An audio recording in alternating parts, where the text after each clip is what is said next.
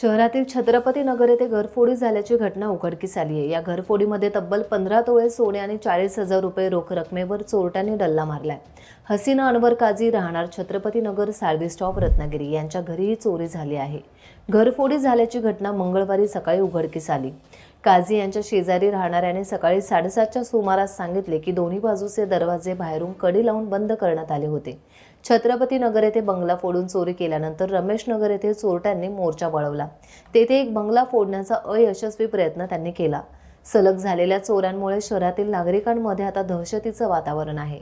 पोलिसांना ही माहिती मिळताच ते घटनास्थळी तात्काळ दाखल झाले। फॉरेन्सिकची टीम देखील घटनास्थळी दाखल झाली असून पोलिसांकडून आता पंचनामा करण्याचं काम सुरू आहे। रत्नागिरी पोलिसांनी लवकरात लवकर चोरांना पकडू असा विश्वास व्यक्त केला आहे।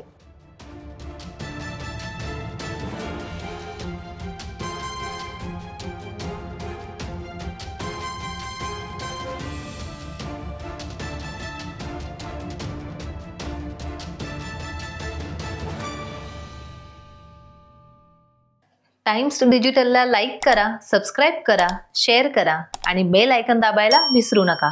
पाहत रहा टाइम्स डिजिटल।